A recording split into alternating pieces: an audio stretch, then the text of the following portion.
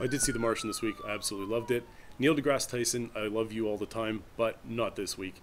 This past week, Neil deGrasse Tyson elected to spoil one of the biggest plot points about The Martian, and it was one of the worst things that I've seen. The movie hasn't even been in theaters for its entire opening weekend, and you're going to reveal to all of your followers, of which there are thousands, what ultimately happens during the movie. That's a completely ridiculous thing to do. I know it, no spoiler alert, no nothing, and I know that some people feel that it doesn't matter. Once movies come out, all bets are off. I think that's completely ridiculous.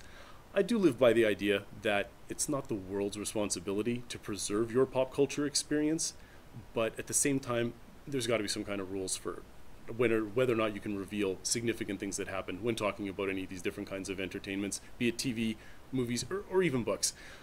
I did a little bit of research, and I was exploring around on the net to see what some people thought about what were some of the minimum times where you can start speaking in a public forum or in a social environment about potential spoiler type situations.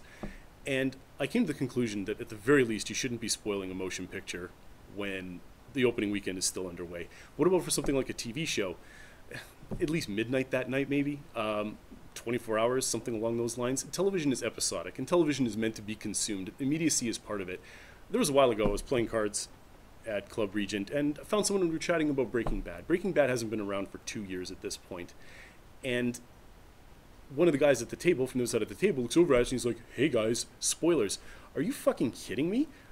The show's been around for 2 years already. You should have seen the show by now. You can't expect strangers to save the show for you and not ruin any major plot points when they're having a conversation about entertainment for something you choose not to keep up with." It's crazy, it's ridiculous, and there is no way that it should ever happen, and there's no way you should expect it to ever happen.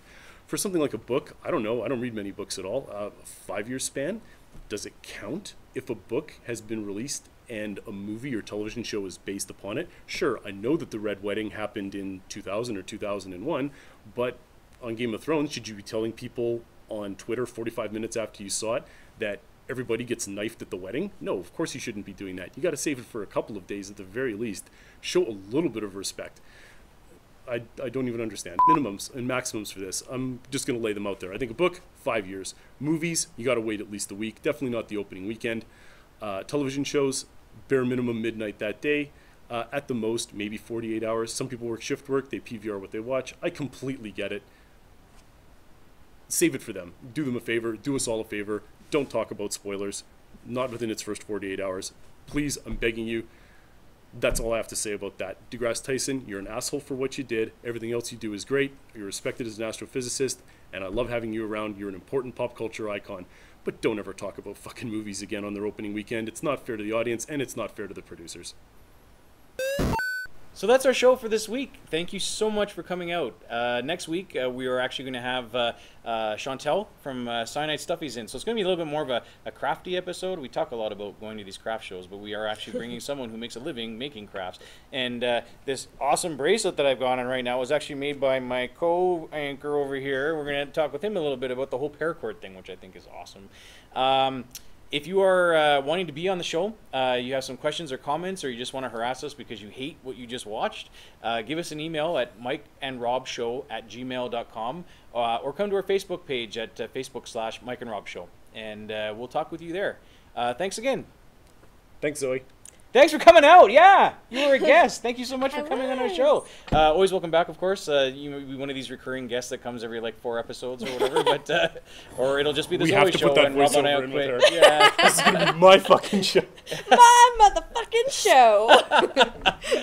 Yeah, so it might not be the Mike and Rob show next week. We'll keep the URLs for now, but it might actually change. We'll have to see what happens here. Again, thank you so much. We'll see you next week. Eventually, it's going to be your both guests of our fucking show. That's right. That